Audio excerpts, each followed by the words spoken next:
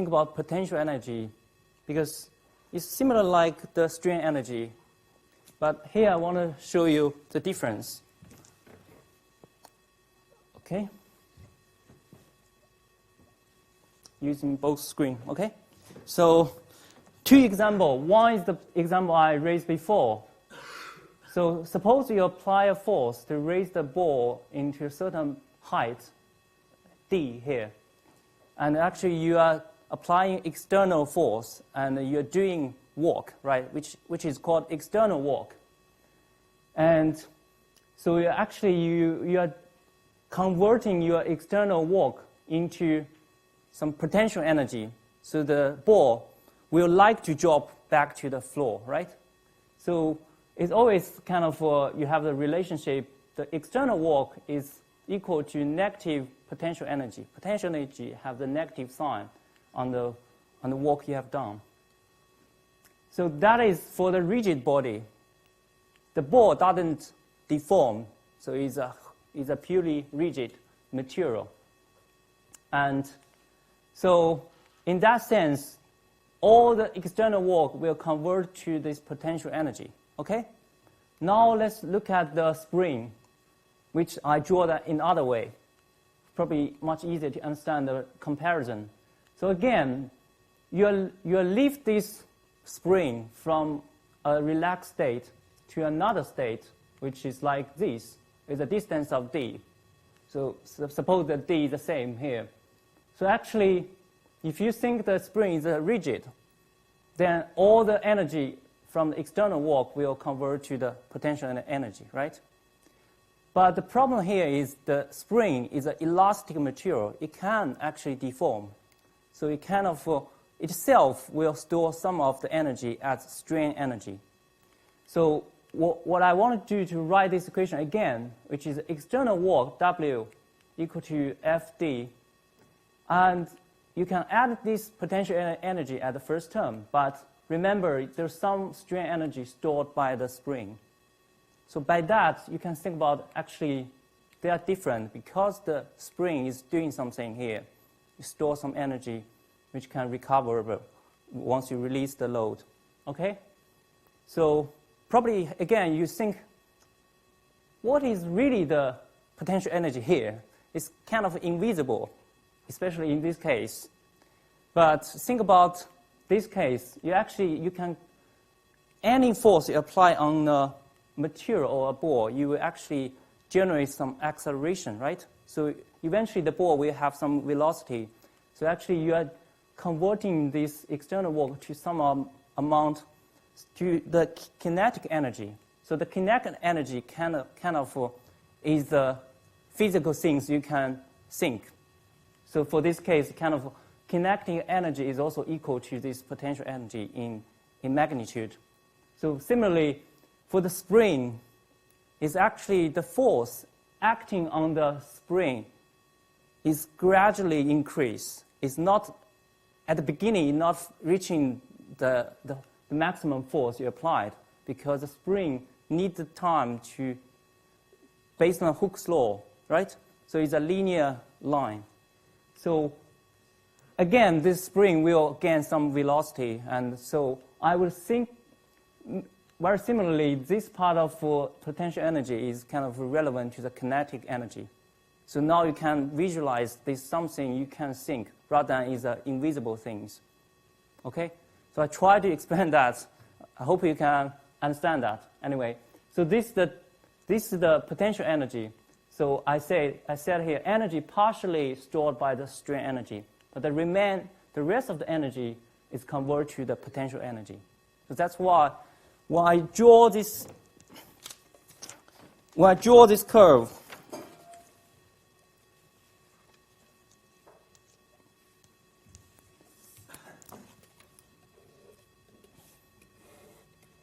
force displacement. So from the energy point of view, you're applying a force which is a constant force. So the total energy, total amount of external work is Fd. But the strain energy is just the energy stored by the spring because it's an elastic material. So that's U. And for the energy balance, this part of energy is the potential energy. It has a negative sign. So potential energy, you can assume, is a negative value. So you need to have a negative sign to be able to add up. So in total, W equal to U plus this minus pi. That's the equation, okay? So more specifically, potential energy, people will define it like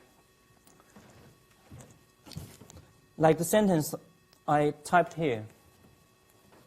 For a rigid body, the potential energy is stored in the object when external work is done on that object. So in other words, potential energy is stored when the object is moved away from its natural resting state. For example, the ball on the ground is a natural state. You move away, so that actually there is a potential energy here generated. Spring, similarly, when it relaxes, that's the natural resting state. Okay? So for potential energy for a deformable body, such as this linear elastic spring, it actually can be calculated as the internal strain energy of the system, which is this part, internal strain energy, minus the external work done on that system. So actually, I just rearranged that equation I wrote before here. So put this to the left and put that on the right, which you get this equation, okay? So for a deformable body, potential energy is this one. So let's come back to this curve I have written here, and the linear elastic material. Because W, the external work, is the rectangular area, is the 2 times of this strain energy part. So by doing that, you actually get the final answer for linear elastic material. So it is negative strain energy. But what about for the plastic material? For a nonlinear elastic material, now you can see the difference. The elastic or strain energy, so here you actually have a plus deformation. So all the area underneath this curve is the strain energy by deformed material. And you need to integrate this whole area to get this strain energy. And minus the external work you have done on that body, that gives you this potential energy, that small amount, okay? So that part, we always want to look at the potential energy because that's energy available for the crack growth. So here you probably didn't distinguish that because they are almost equal. But for the plastic material, you need to think about this part rather than think about that, because that part is considered about the plastic deformation of the material. But rather, the crack propagates will dissipate this part of the energy, not this one. Okay? Hope using that kind of example will help you understand the potential energy. So there's another term I want to introduce, which is the surface energy. By that I mean, actually, you need first look at the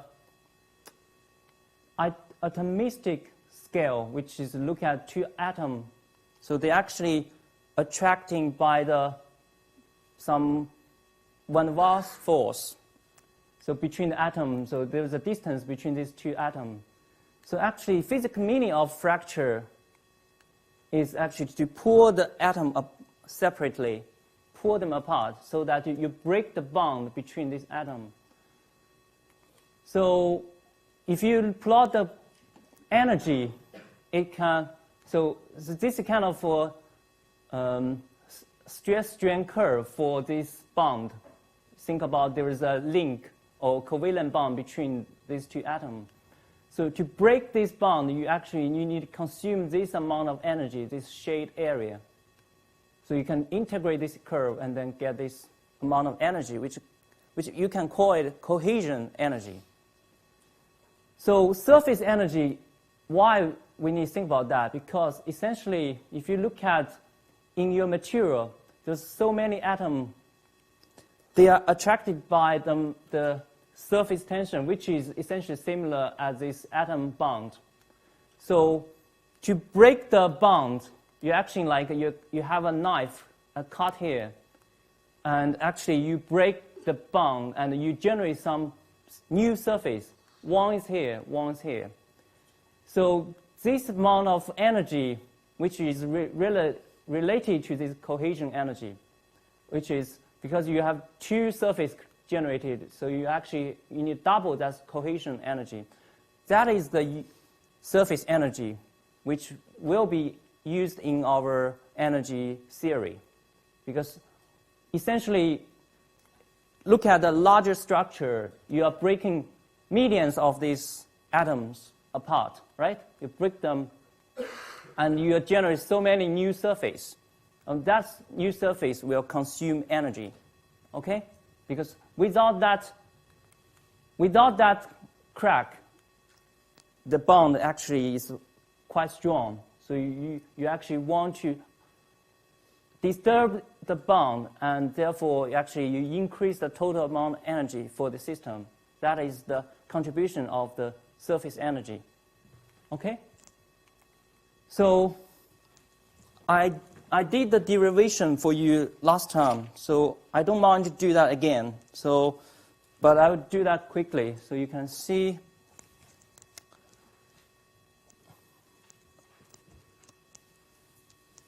Okay. So now I can see the screen. So the conservation of energy is written by this. If you have copied that before, so you don't do that again. So I just want to go through that again. So you do the derivative against time. So by that, the dot on any of the term means partial against the time. You can rewrite that to introduce the crack area, because we think about the surface energy basically is the crack surface area, which you can rearrange the equation. So this can be cancelled, but to help us understand that, we introduce the area here. So W U plus this one. And then you do the derivative of each of the term. Then you get this A dot. Okay? A dot again. Now you can cancel them out. Okay? So rearrange the equation. Take these two parts together, and you get this dirt of gamma. Okay, I learned that. So gamma is the surface energy, the term related to the surface energy. Okay? Surface energy to create new crack surface. Okay? So let's write them down. What the surface energy for a problem like this one? For a central cracked plate.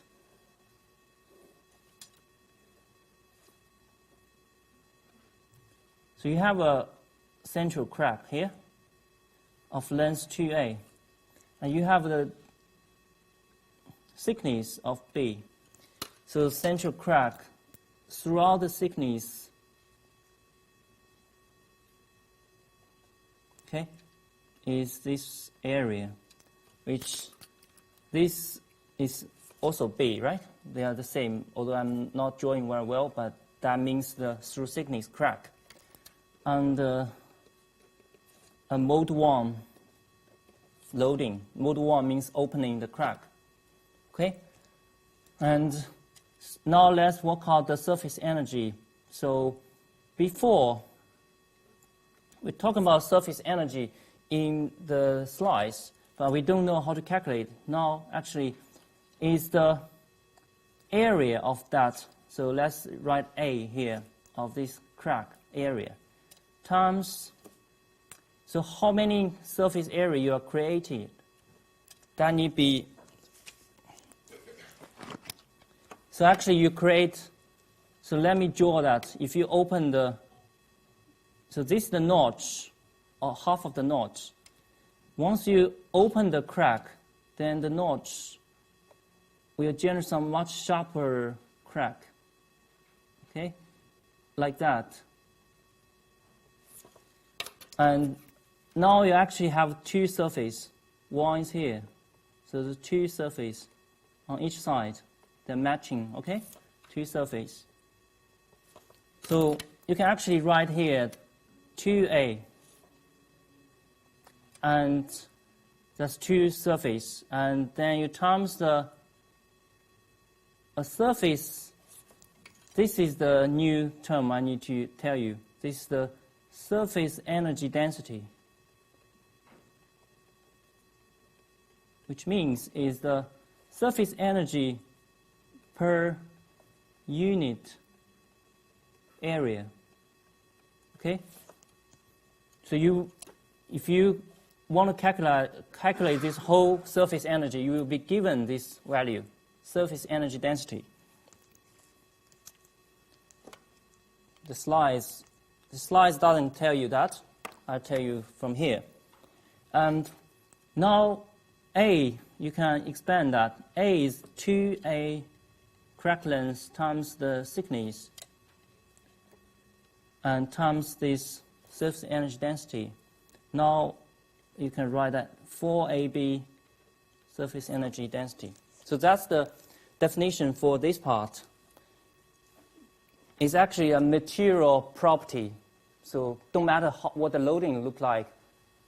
It depends on the atom level. So it depends on the cohesion energy, how much you need to break the atom bond. So that's why this is probably more relevant to the material constant.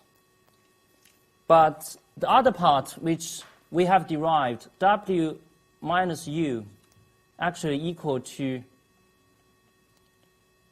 this one, if I'm not wrong. W minus U equal to minus potential energy. Now you look back this equation. I'm not sure how many equations I have put in my. So let's just say one in this lecture, okay?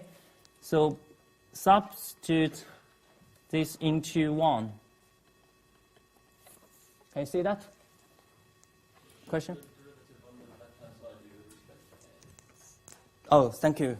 Yeah.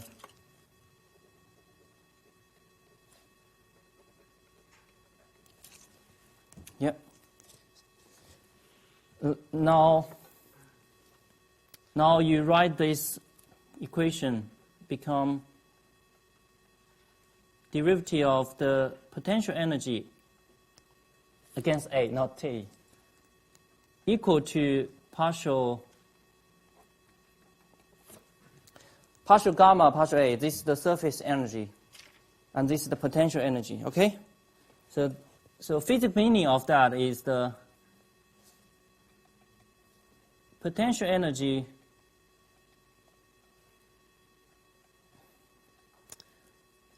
available for crack growth. And this is more like a material crack resistance. Okay? So let's move on. I'm doing the same things, okay? And this is the surface energy I'm talking about. So what we can do, which Griffith is a famous solid mechanician, he actually defined something, which is actually do the derivative of gamma against A. So what do you do? Actually, you substitute this surface energy into this equation and do the derivative against the crack area. So crack area A is equal to 2AB, right? So we can actually take out the 2B and left the A inside the derivative. Now, look at that. Only A is going to be cancelled. So it becomes 4B over 2B. So you will get this 2 times the surface energy density, right? Now, Griffith, probably to remember him, he defined this term as G, okay? The first initial of his name, G, Griffith, and equal to this term. And you can rewrite the things, G equal to this gamma derivative against A. And this is also equal to the potential energy. I'm just copying my equation again, like this one. And what happens, because most of the time you couldn't measure the surface energy density easily, because that's in the atom level. For engineering application, you want to measure the properties by a large experiment, right, in the lab. So he want to actually introduce something which is more tangible, I think. So because we have derived this potential energy equal to U minus W equal to U minus 2U, okay, from that area is minus U. Now this equation becomes to partial U, partial A, okay? Now you relate the strain energy, which you can measure, to this Griffith's energy release rate. So let's look at the physical meaning of that. So basically you have a energy term, strain energy here. Strain energy, by that I mean, so most of the time, force displacement, you get the strain energy, okay? The unit is joule, right? So the unit, now let's write the unit. What the unit for that is joule per, and the area is the meter square. So basically is the energy dissipate per unit area. So that's very useful for our application, because we can measure the U, strain energy. We can measure the crack area from our experiment. So we can get the kind of a measure of fracture toughness of a material, which is a G here. And another name for a big G here is, as I write on here, which is called strain energy release rate. Okay? Strain energy release rate.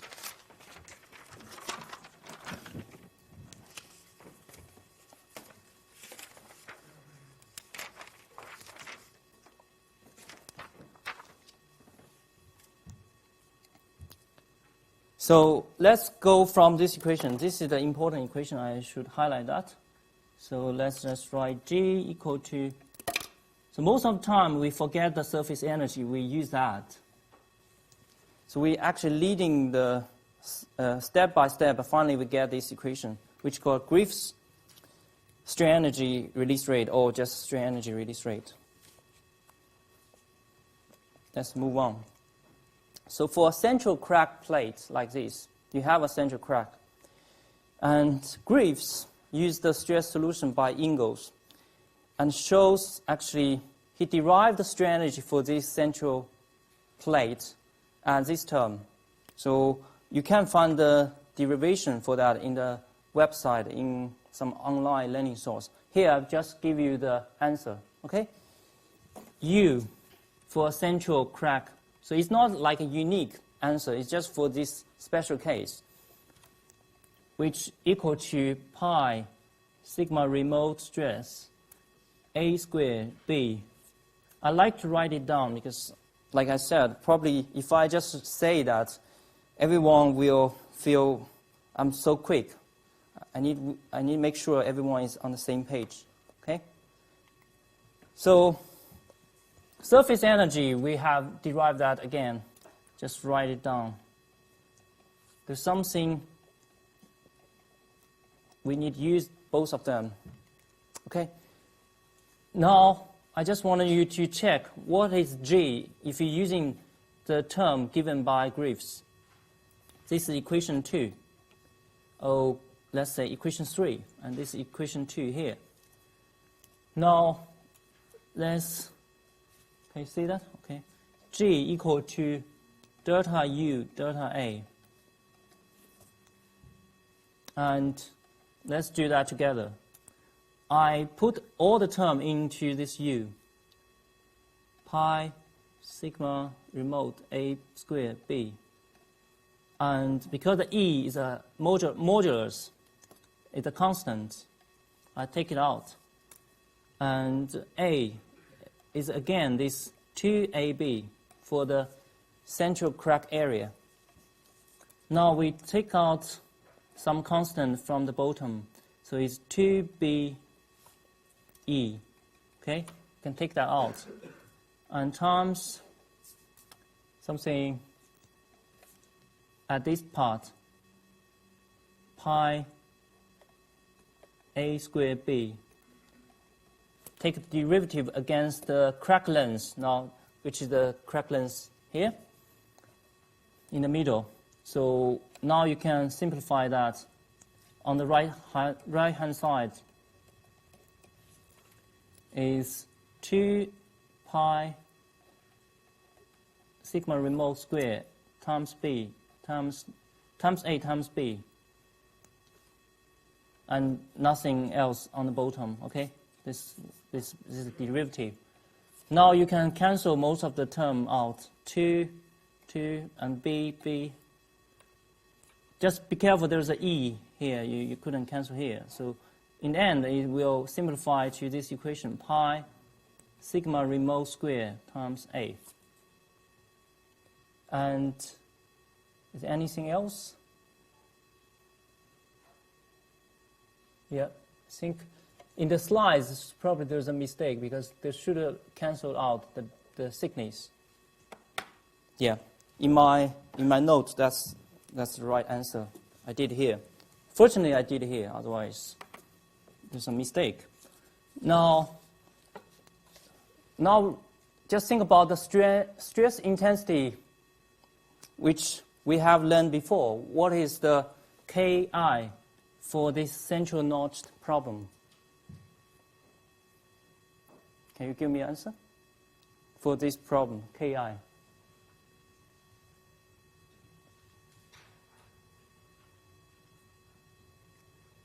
Anyone want to volunteer to answer this question?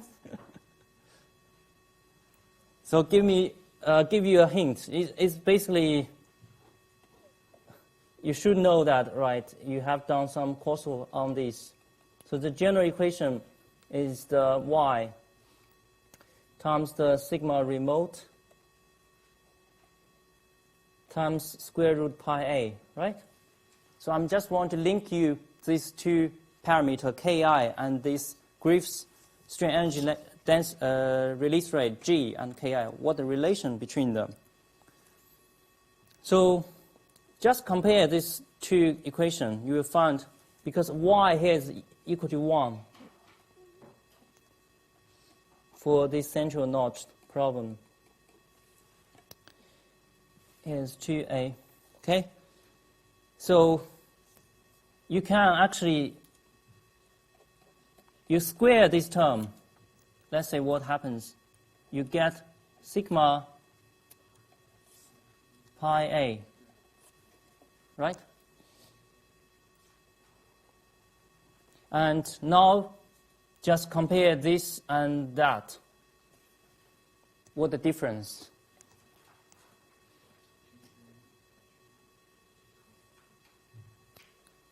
Yeah, I can understand you're saying. So basically, there's only difference is the bottom part. The top part is the same. You just rearrange that. It's the same, right? And G equal to Ki squared over E. Okay? So actually, I link these two parameters together because essentially they should be equivalent for linear elastic material. Both of these approaches are correct. And now they're only linked by the modulus of the material, right? But be careful here. All the derivation is assumed.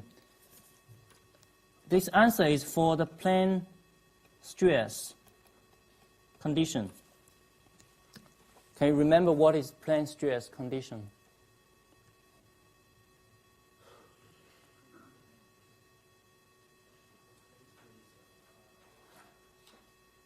Sorry, say it again.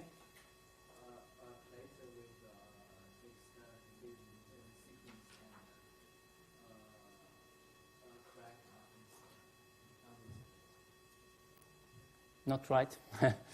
Anyone else want to try? Just give me the condition for plane stress. There's no stress in one of the directions. Which direction? The direction perpendicular to the plane. Yeah, in the out of plane direction. Through thickness direction, you mean? Yeah, exactly. So that is for the plane stress condition. So what if I make the plate extremely thick, so it's become a plane strain condition? So then this equation is not that correct. So it should be right like this. Okay, this is the. Let's put a bar on the modulus, because the only difference for the plane stress and the plane strain is the modulus part. So so E bar equal to the modulus of a material if the plate is very thin. So that can be assumed as a plane stress condition. But if the plate is very thick, you can think about that as a plane strain condition. But here, difference is E need to divide by 1 minus mu squared. So this is the relationship for that. So basically, you need substitute this term into that equation to get that plane strain result. Okay, so in our lecture slides, there is one additional D. Yeah, I said this is wrong. Yeah, thanks. Just to check you're not sleeping, so you can spot the problem. Okay, so this is essentially what I have done in the paper. So you can write the modulus, equivalent modulus, like this. Depending on the condition, you need to write them differently. So why is that? Do you want to know why is that? Yeah? Why the modulus is square for this one, right? So compare the G and the K. You can think, actually, if you square the K term, then you will, let me show you here, this is what I've done. So I just do the square on the Ki, which is basically square on the term here, right? And then you actually get sigma remote square, pi a, right? And you compare this equation to that. Let me help you. So this can be right in the top, pi a as well, right? You just rearrange that. So the difference between this and that Can you see that? Do you need me to write again? So probably they're not close enough, so let me write them close enough. So G equal to pi A over E. Ki squared is pi A over 1. Is that clear? Now you can see the difference is just the bottom part here. So you can relate Ki squared over E equal to G. Yeah, but that's not what it says in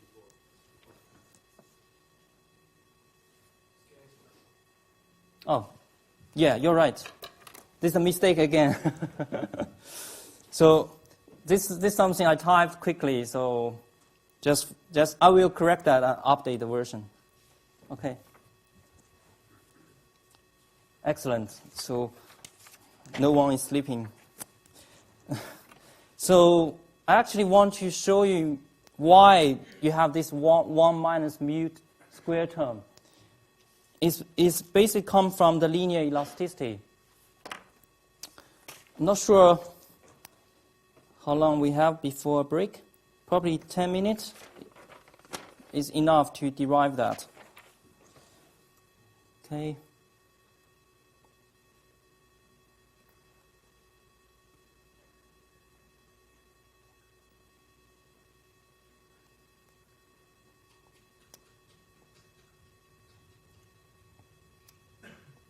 Okay. Before I want to do that in the next one, the second part of this lecture. But I can do that now. If you remember the linear elasticity I told you. So for the plane stress, okay, I leave that here.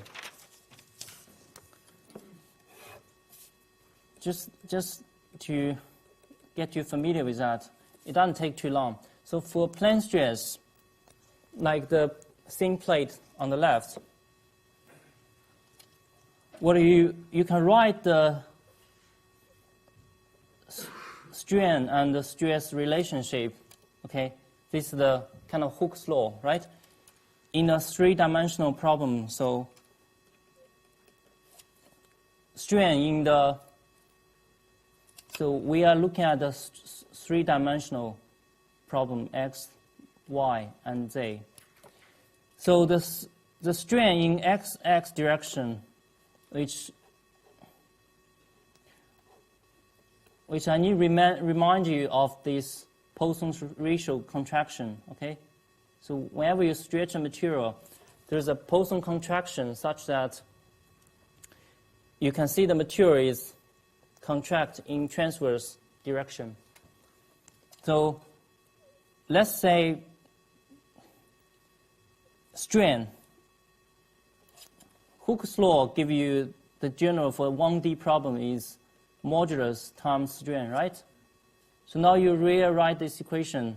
So strain, if consider no Poisson's contraction, you will get E 1 over E times sigma xx, right? That's just the 1D problem without Poisson contraction. But think about if you have contribution from the other direction, suppose you crush your material in the transverse direction, that definitely will expand your material in the longitudinal direction, right? So that's another way to say the Poisson contraction, or now it's a Poisson expansion. But again, I will simplify that just to write down the contribution from the other stress. You need to consider the Poisson ratio part from sigma yy. Suppose there is another stress in the y direction. And similarly for stress in zz direction. Okay? Now, I will just write all of them together. So you always have a main direction. For example, for yy direction, you will get sigma yy over modulus. Now, minus sigma xx and sigma zz. Okay? There's no effect from the shear part.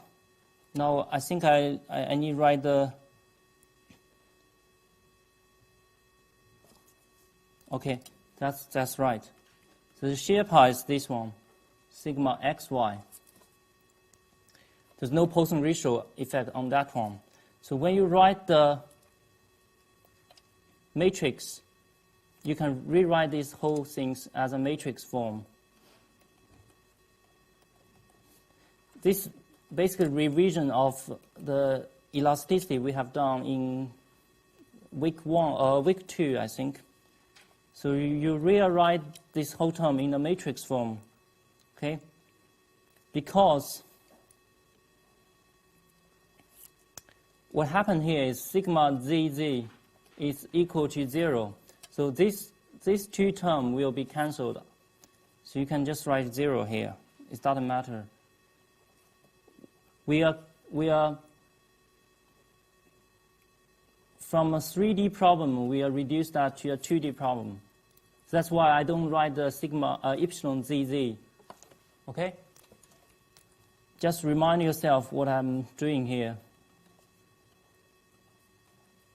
1G. So this is a kind of compliance matrix. You write the strain in the relationship of the stress, shear stress. Okay, so that's the general condition for the plane stress. But what actually the difference is the plane strain. For the plane strain, the condition is actually there's no strain in the through thickness direction. So the condition is epsilon zz equal to 0. So that's the basic condition here. If we rewrite the equation for epsilon zz,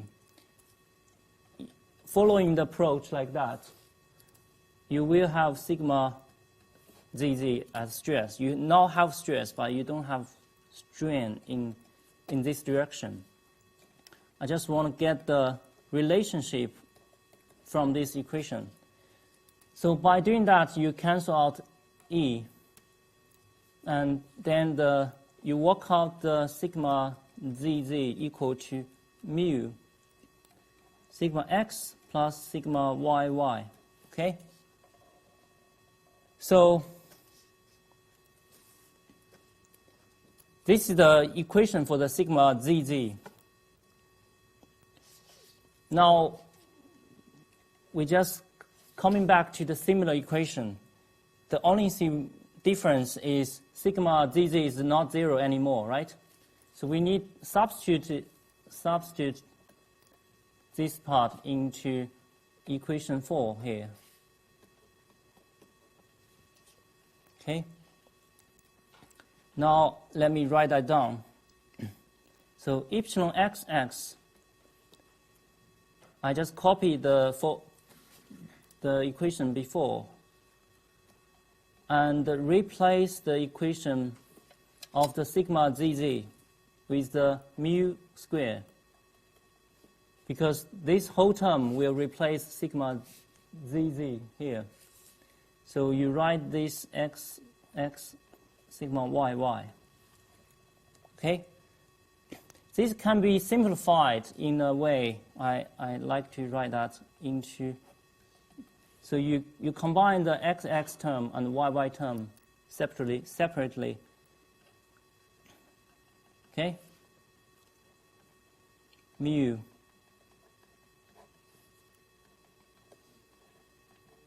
Okay? And epsilon yy similarly can be simplified as a very symmetric term like this. Now here is sigma x plus 1 mu square e, this term times sigma yy. Now you can see actually, I don't care the shear strain is the same, but the XX and YY strain is different with the plane stress because you have an extra contribution from the ZZ direction, right? Yeah, I moved that for you.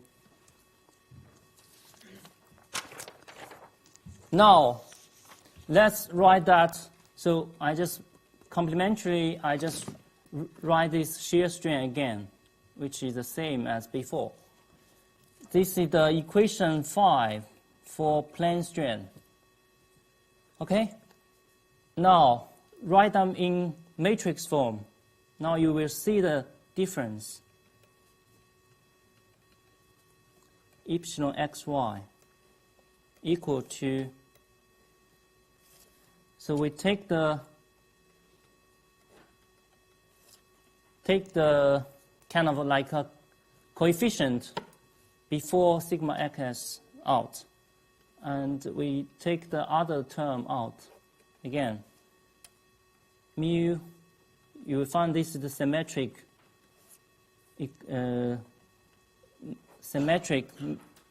term, okay? And G again. Now I want you to compare the plane stress equation and the plane strain equation. So you will see actually for each of them, they have the the difference is 1 minus mu squared, right? When you let E bar equal to E over 1 mu squared and mu,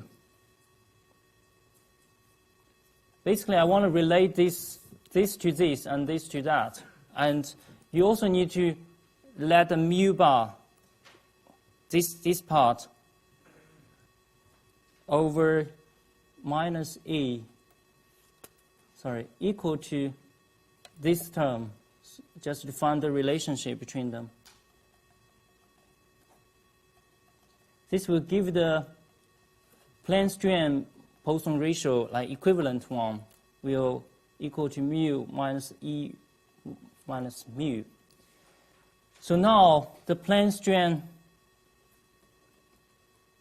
constitutive law can be simplified exactly same form like plane stress. Okay, now you actually write that 1 over E bar. So very similar now. Okay, I'm sorry, it probably takes more than 10 minutes. But now you will see the difference. Because most of the time, if you don't do that, you don't know why it comes. That kind of a big questions before when I want to deliver this part. So I found the way to derive it.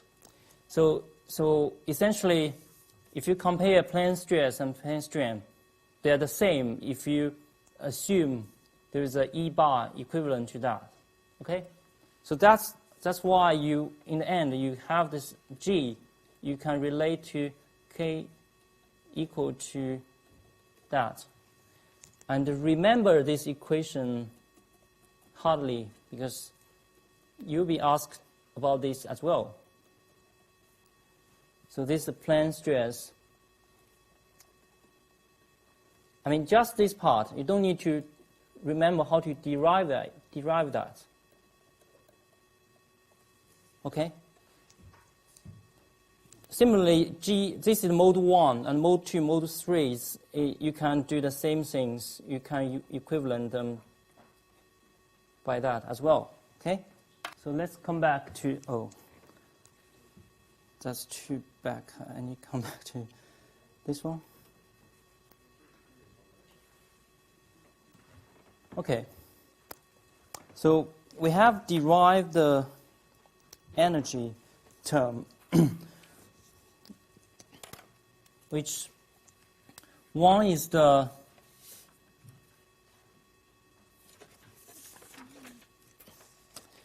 So let's continue that. I just marked this region, means this is very important to remember.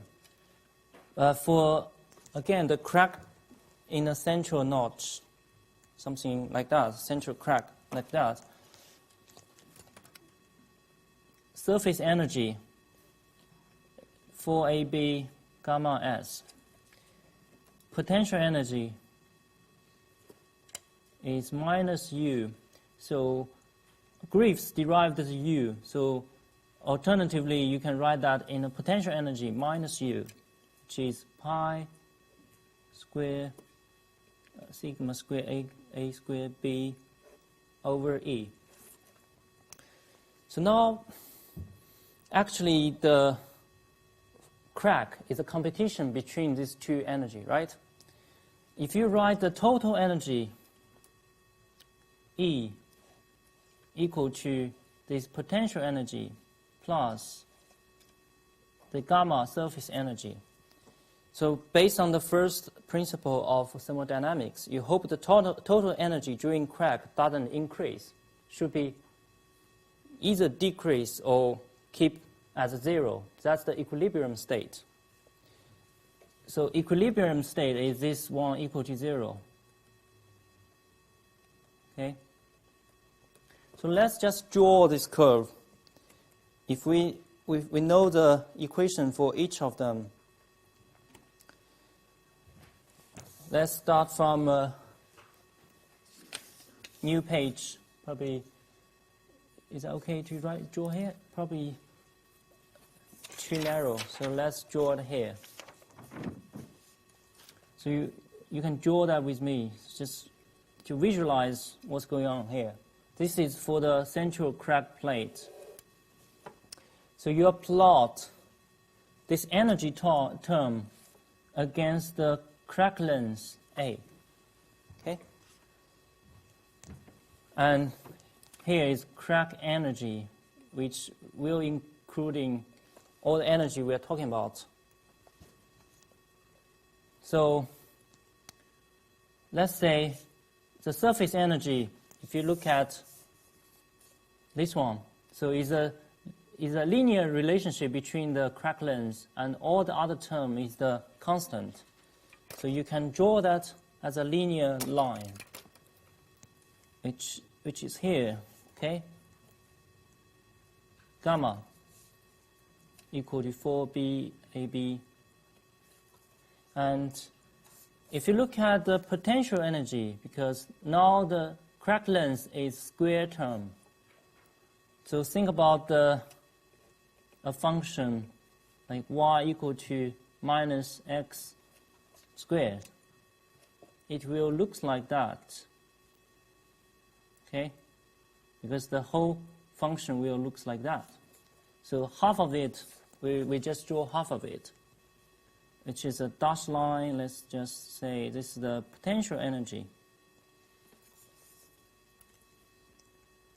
Potential energy, okay? Not to write everything. Potential energy is here. And here I write negative strain energy in the slides. It's the same things. Now you want to plot the sum of them.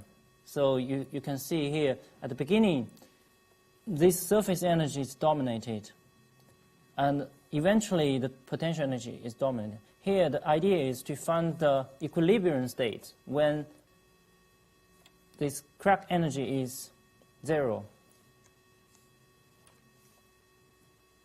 Of course, it's the starting point is 0, okay? But you can find extra things. So let's just draw the curve. If you add them together, it will look like that. This is the E, total energy.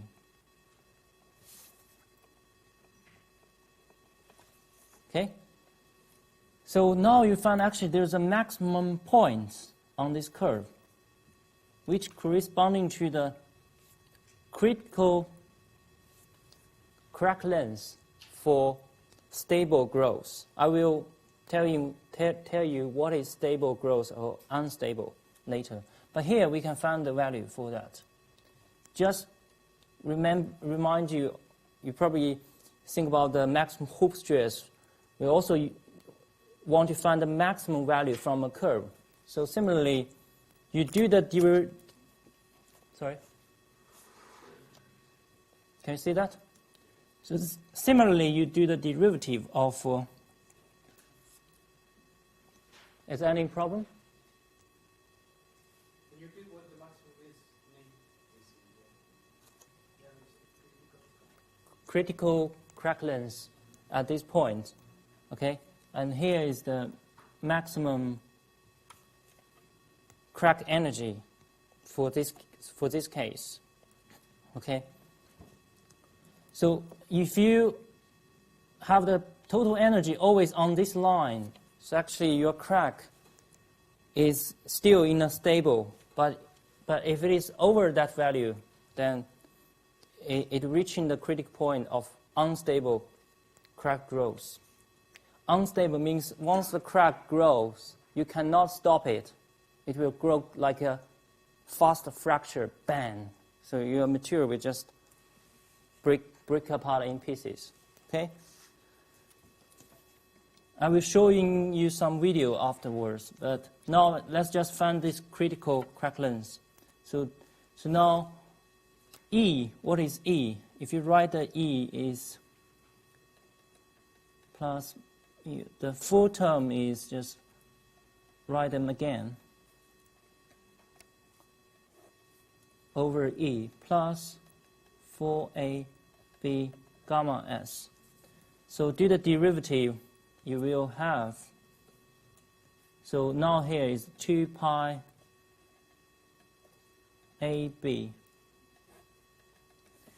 Here is the constant 4B gamma S, right?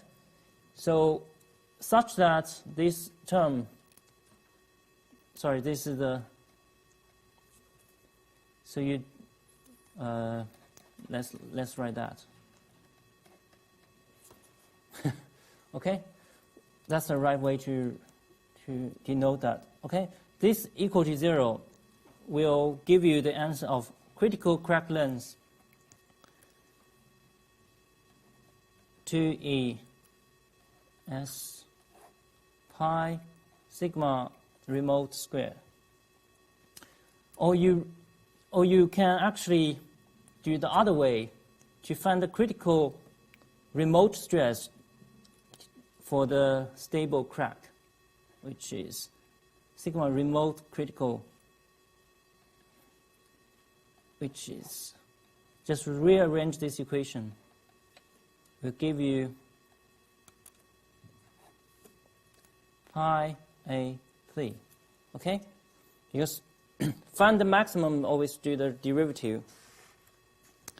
And if you want to make sure that is maximum, so do the double derivative and make sure that is negative.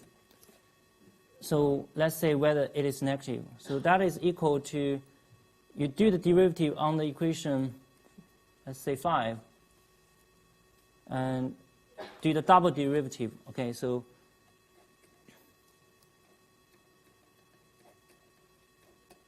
now this term is 0, and you get a negative part. Okay, this term is 0, so such that this means you will find the maximum value. Okay.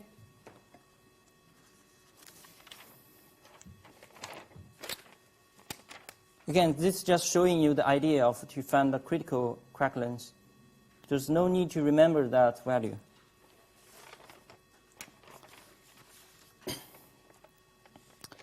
However, when we think about this is just another approach to determine the crack growth. So we also have the crack growth criterion, such like a similar criterion like the KIC, fracture toughness. So in this case, we are using the energy as the critical part to compare. So we know the meaning of G, Griffith's Griffith's strain energy release rate G, which characterizes the amount of energy that would be released if the crack initiates in a certain amount of length or area.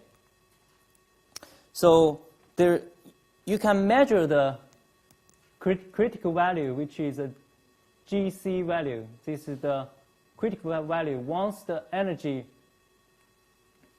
you open that crack, is reaching that value, the crack will propagate. Okay? So this is very similar like the idea we think of K here and KIC here. Very similar. So most of the time we replace the GC, this Griffith's energy release rate, by another term called R, means crack resistance. They are essentially the same things. But it's just to help us to know one is the resistance, one is the driving force. So this is the driving force, depend on your loading and the crack length. And the other one, R, or GC, is the material constant you measure from experiment. You know that probably you are given a data book, you will find that value for a certain material. So similarly, so if G is over than the R, then that means crack propagate. In vice versa, for this case, no crack propagation. So, like I said, what is the, just to define what is the stable crack and what is unstable. I would say stable crack, in my understanding, is crack grows gradually, okay, can be closed if release the stress, okay. Unstable crack,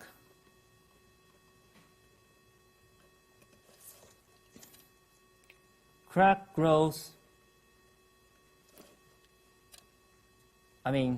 well, suddenly or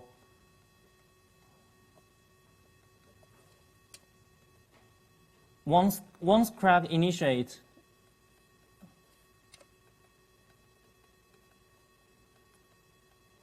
it cannot stop. It can be stopped. Okay. So here is the stable crack growth criterion. So first of all, you need to match the. So let me show the curve to you first. Okay. So in the first curve, so let's start one by one. So we are plotting the driving force G. Okay. Driving force G. And the resistance against your crack length. So if you apply a constant stress in this amount, a small stress, so that means there's some intersection here which is a G equal to R at this point. So crack will grow at this point.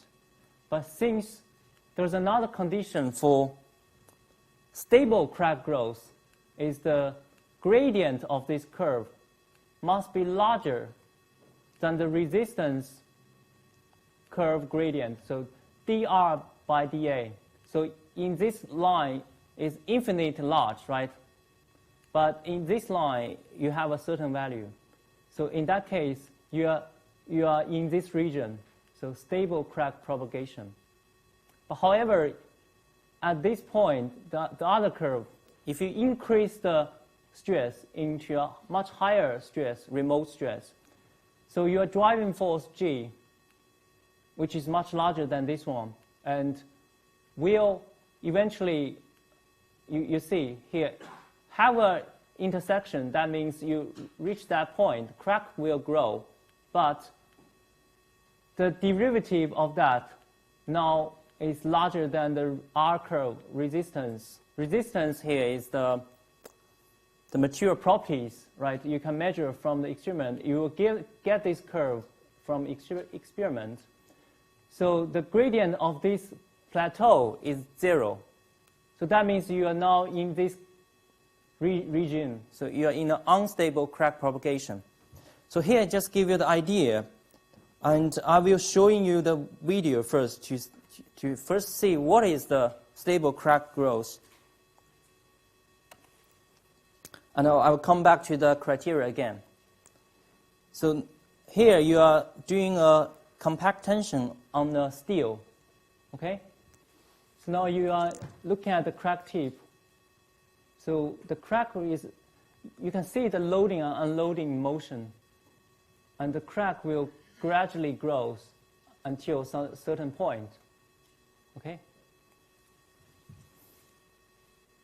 Now I think it's stopped. Let's just watch that again. It actually grows very quick at the beginning. You can see a crack surface. Okay? Because for this type of mature steel is quite ductile, so you will actually have a highly plastic deformation at this part, which is called plastic zone. So here I just want to demonstrate the crack growth is stable. You don't need to focus on the plastic deformation yet. Okay? How about the other one? Doing on, probably not on steel, on another metallic material. So you will see what's happened. The first several seconds is you are set up and try to apply the load. Okay? So you didn't see too much of the loading at this point. And suddenly, it just bang, probably. You couldn't hear it, but in the experience, should have that sound. So that crack just suddenly opened. So let's just watch that again. So because you are deformed the material such that it holds so much potential energy at that crack tip, and suddenly you release it, it's definitely not going to a stable crack. You push too much energy to that system. So that's why it's suddenly in less than 1 second, the crack will go through. So that gives the idea of unstable crack growth. So I need 2 volunteers now just to show a very interesting paper experiment again, but in a different way to understand this stable or unstable crack. So in the first paper experiment, I'm going to ask you to do, so I have a paper here. So I have a scissor. I cut a notch. Okay? So anyone want to come? I mean, I need actually 2. So one is doing this one and one to do the other one. Okay? You have a big paper to play. So I cut up an initial crack length here. So I want you to hold it from the both sides and gradually increase your remote stress. So you will see the difference. So actually, you are gradually increase this stress. So there's another line here, and finally you reach some stress like here, probably like this is a critical remote stress. So you will see what happens after you reach this critical stress. Do you want to come? Yeah. Yeah, both of you. Yeah. So you do the first one, okay? So I need you just gradually open the crack. Let's just zoom in.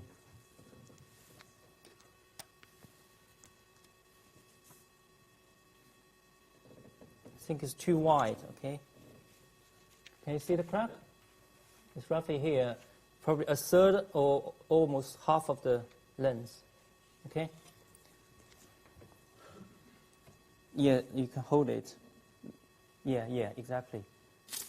Yeah.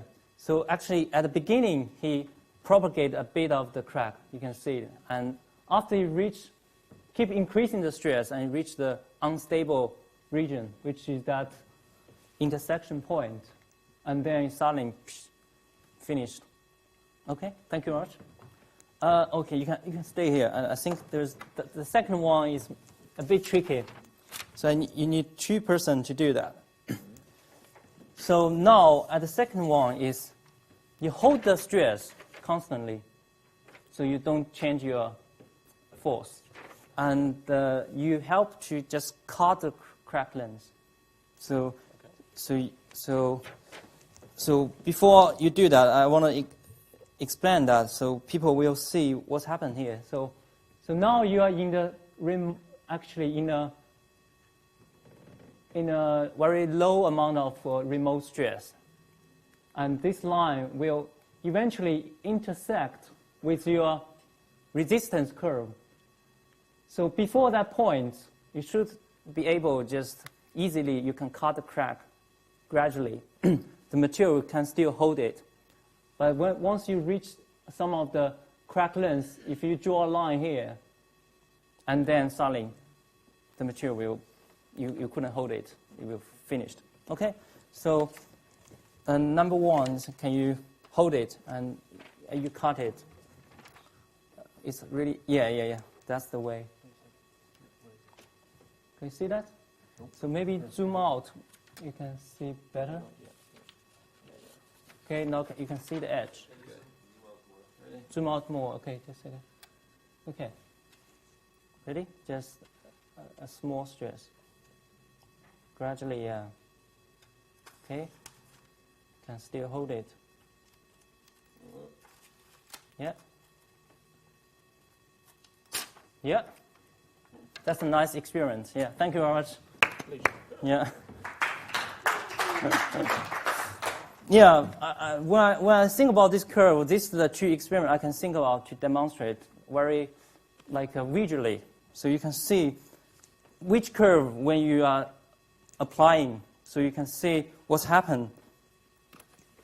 Much interesting than just explain that in the curve.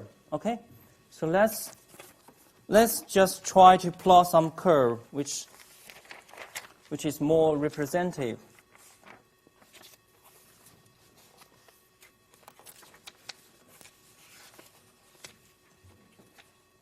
Okay.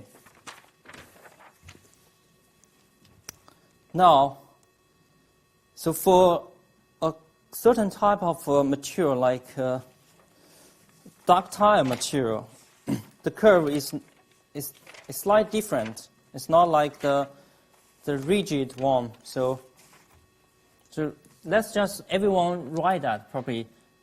Let's come back to the condition for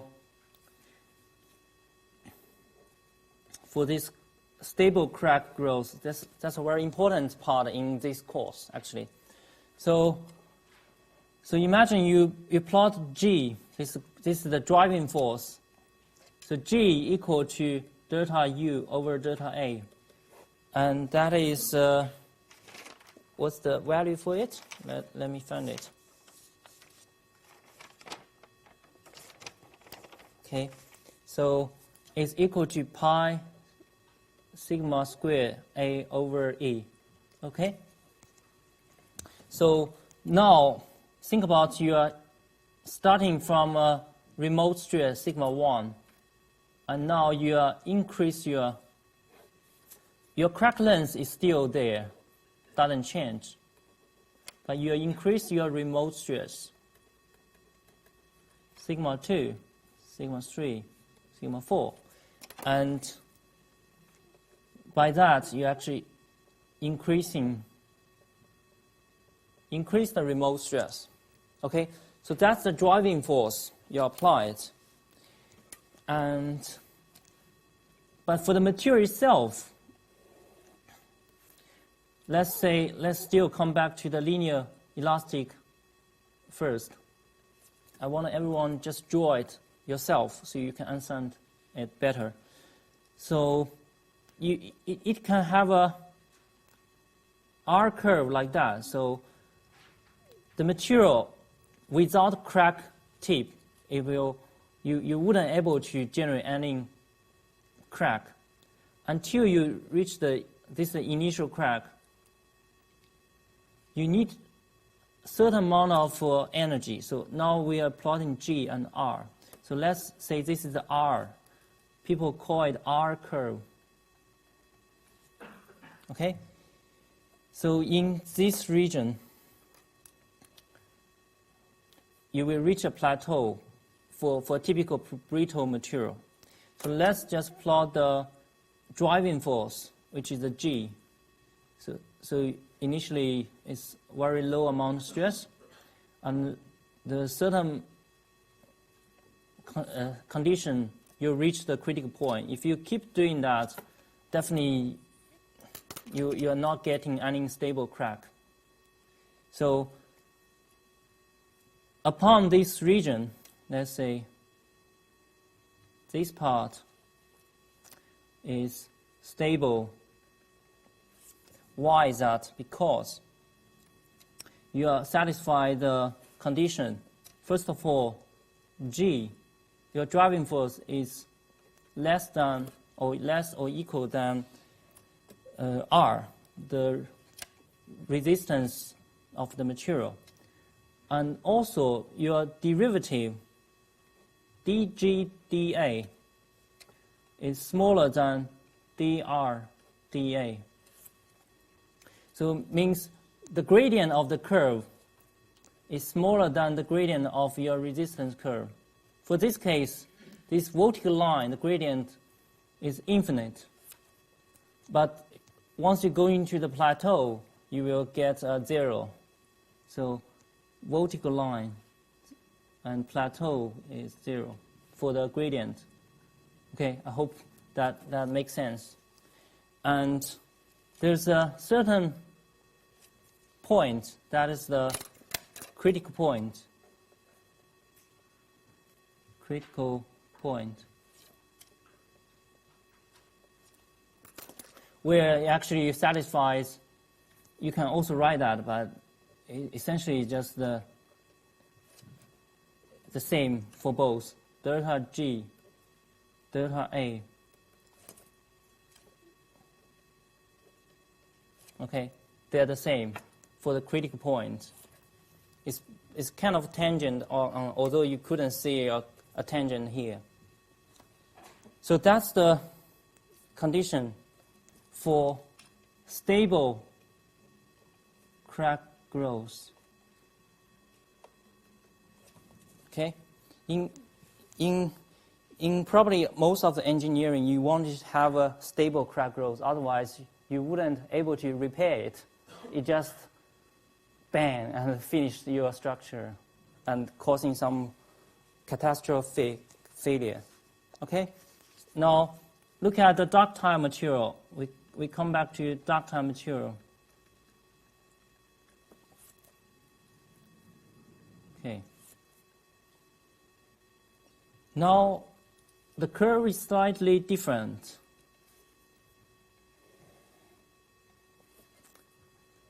What happens is the R curve is changed. So for the ductile material, you don't necessarily have that vertical line, but you'd rather have a kind of a curved shape for R curve. That is R curve. Resistance of crack. Okay?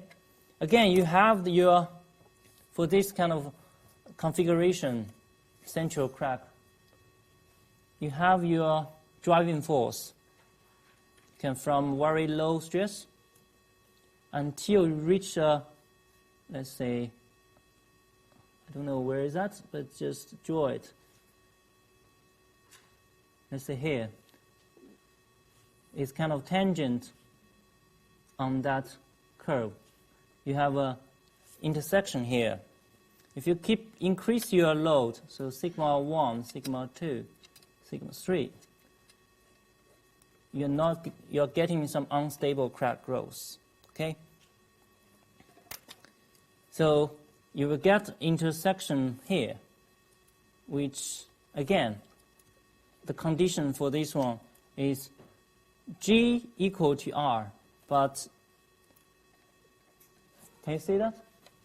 Okay. So dG dA smaller than dR dA. What's happened? Okay. So that is the stable or unstable. Stable, yeah. Stable crack. And for this one, you are reaching the critical point. So most of the time, you will need to use this equation to find the critical crack length, because this is the crack length, and this is the G and R. One driving force, one is the R curve. And, okay, that's interesting. I think there's one special case you may think about. Let's just put this one unstable part as well. G larger than R, and delta G, delta A larger than delta R, delta A, okay? There's one special case, actually, you did the experiment for the second paper experiment. You have a line in between. So first of all, you have a stable crack condition here. But if you keep increasing your crack length, actually you're reaching another unstable point. So this point, you are getting, so G equal to R, but now delta G, delta A is larger than delta R, delta A. So now it becomes unstable. That's why we saw the paper suddenly, when you cut it, it becomes two pieces. Okay.